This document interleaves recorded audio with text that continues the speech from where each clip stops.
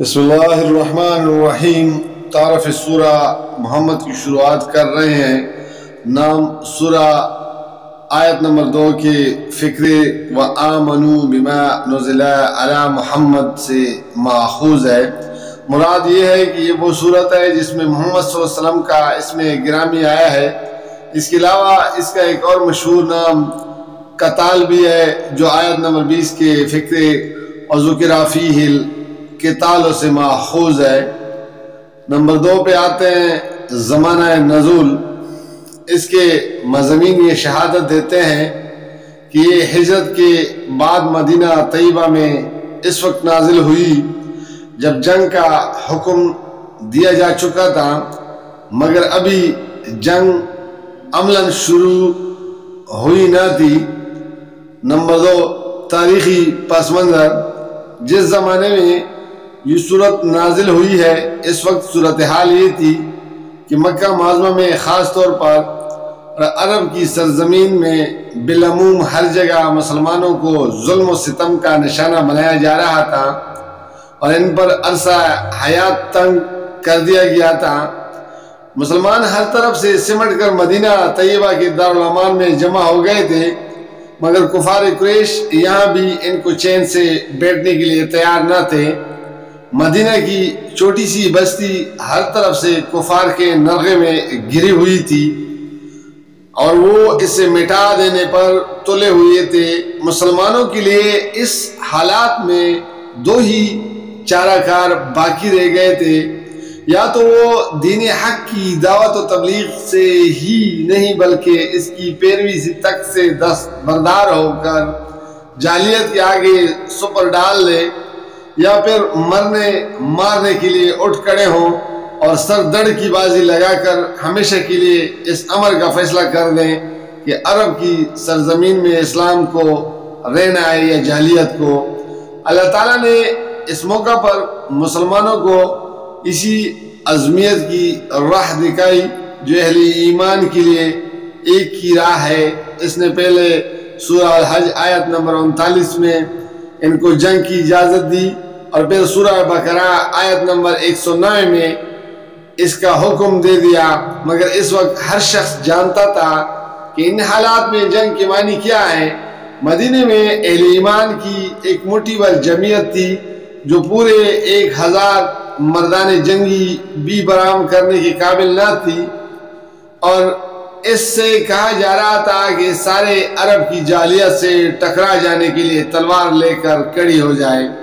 پھر لڑائی کے لیے جس سر و سامان کی ضرورت تھی وہ اپنا پیٹ کاٹ کر بھی ایک ایسی ہستی مشکل سے ہی فراہم کر سکتی تھی جس کے اندر سینکڑوں بے خانمہ مہاجر ابھی پوری طرح بسے بھی نہ تھے، اور چاروں طرف سے اہل عرب نے معاشی مقاطعہ کر کے اس کی کمر توڑ رکھی تھی۔ نمبر 3 موضوع اور مباحث۔ یہ حالات تھے جن میں یہ سورہ نازل فرمائی گئی۔ اس کا موضوع اہل ایمان کو جنگ کے لیے تیار کرنا اور ان کو اس سلسلے میں ابتدائی ہدایت دینا تھا۔ اسی مناسبت سے اس کا نام سورہ قتال بھی رکھا گیا ہے۔ اس سورہ میں ترتیب وار حسب ذیل مضامین ارشاد ہوئے ہیں۔ آغاز میں بتایا گیا ہے کہ اس وقت 2 گروہوں کے درمیان مقابلہ درپیش ہے۔ ایک گروہ کی پوزیشن یہ ہے کہ وہ حق کو ماننے سے انکار کر چکا ہے اور اللہ کے راستے میں صد راہ بن کر کھڑا ہو گیا ہے، اور دوسری گروہ کی پوزیشن یہ ہے کہ وہ اس حق کو مان گیا ہے جو اللہ تعالیٰ کی طرف سے اس کے بندے محمد صلی اللہ علیہ وسلم پر نازل ہوا تھا۔ اب اللہ تعالیٰ کا 2 ٹوک فیصلہ یہ ہے کہ پہلے گروہ کی تمام صحیح و عمل کو اس نے رائیگاں کر دیا اور دوسرے گروہ کے حالات درست کر دیے۔ اس کے بعد مسلمانوں کو ابتدائی جنگی ہدایت دی گئی۔ ان کو اللہ کی مدد اور رہنمائی کی یقین دلایا گیا ہے۔ ان کو اللہ کی راہ میں قربانیاں کرنے پر بہترین اجر کی امید دلائی گئی ہے، اور انہیں اطمینان دلایا گیا ہے کہ راہ حق میں ان کی کوششیں رائے گاہ نہیں جائے گی، بلکہ دنیا سے لے کر آخرت تک وہ ان کا اچھے سے اچھا پل پائیں گے۔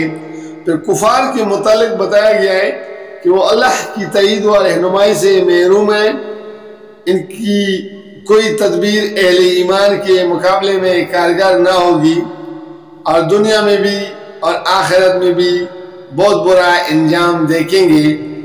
انہوں نے اللہ کے نبی کو مکہ سے نکال کر یہ سمجھا کہ انہیں بڑی کامیابی نصیب ہوئی ہے، حالانکہ دراصل یہ کام کر کے انہوں نے اپنی تباہی کو خود اپنے اوپر دعوت دے دی۔ اس کے بعد منافقین کی طرف روئے سخن پھرتا ہے، جو جنگ کا حکم آنے سے پہلے تو بڑے مسلمان بنے پھرتے تھے، مگر یہ حکم آ جانے کے بعد ان کے ہوش اڑ گئے تھے اور وہ اپنی عافیت کی فکر میں کفار سے ساز باز کرنے لگے تھے تاکہ اپنے آپ کو جنگ کے خطرات سے بچا لے۔ ان کو صاف صاف خبردار کیا گیا ہے کہ اللہ اور اس کے دین کے معاملے میں منافقت اختیار کرنے والوں کا کوئی عمل بھی اللہ کے ہاں مقبول نہیں ہے۔ یہاں تو بنیادی سوال جس پر تمام مدعیان ایمان کی آزمائش ہو رہی ہے یہ ہے کہ آدمی حق کے ساتھ ہے یا باطل کے ساتھ، اس کی ہمدردیاں اسلام اور مسلمانوں کے ساتھ ہیں یا کفر اور کفار کے ساتھ، وہ اپنی ذات اور اپنے مفاد کو عزیز رکھتا ہے یا اس حق کو جس پر ایمان لانے کا وہ دعویٰ کر رہا ہے۔ اس آزمائش میں جو شخص کوٹھا نکلتا ہے وہ مومن ہی نہیں ہے، کجا کہ اس کی نماز اور اس کا روزہ اور اس کی زکوٰۃ خدا کے ہاں کسی اجر کے مستحق ہو۔ پھر مسلمانوں کو تلقین کی گئی ہے کہ وہ اپنی قلت تعداد اور بے سر و سامانی اور کفار کی کثرت اور ان کے سر و سامان کی فراوانی دیکھ کر ہمت نہ ہارے، ان کے آگے صلح کی پیشکش کر کے کمزوری کا اظہار نہ کرے، جس سے ان کی جرأت اسلام اور مسلمانوں کے مقابلے میں اور زیادہ بڑھ جائے گی، بلکہ اللہ کے بھروسے پر اٹھے اور کفر کے اس پہاڑ سے ٹکرا جائے۔ اللہ مسلمانوں کے ساتھ ہے، وہی غالب رہیں گے اور یہ پہاڑ ان سے ٹکرا کر پاش پاش ہو جائے گا۔ آخر میں مسلمانوں کو انفاق فی سبیل اللہ کی دعوت دی گئی ہے۔ اگرچہ اس وقت مسلمانوں کی معاشی حالت بہت پتلی تھی، مگر سامنے مسئلہ یہ درپیش تھا کہ عرب میں اسلام اور مسلمانوں کو زندہ رہنا ہے یا نہیں۔ اس مسئلے کی اہمیت اور نزاکت کا تقاضا یہ تھا کہ مسلمانوں اپنے آپ کو اور اپنے دین کو کفر کے غلبے سے بچانے اور اللہ کے دین کو غالب کرنے کے لیے اپنی جانیں بھی لگائیں اور جنگی تیاریاں اپنی مالی و وسائل میں پوری امکانی حد تک کپا دیں۔ اس لیے مسلمانوں سے فرمایا گیا ہے اس وقت جو شخص بھی بخل سے کام لے گا وہ دراصل اللہ کا کچھ نہ بگاڑے گا بلکہ خود اپنے آپ ہی کو ہلاکت کے خطرے میں ڈال لے گا۔ اللہ تو انسانوں کا محتاج نہیں ہے، اس کے دین کی خاطر قربانیاں دینے سے ایک گروہ اگر جی چرائے گا تو اللہ اس سے ہٹا کر دوسرا گروہ اس کی جگہ لے آئے گا۔ جزاک اللہ، فی امان اللہ۔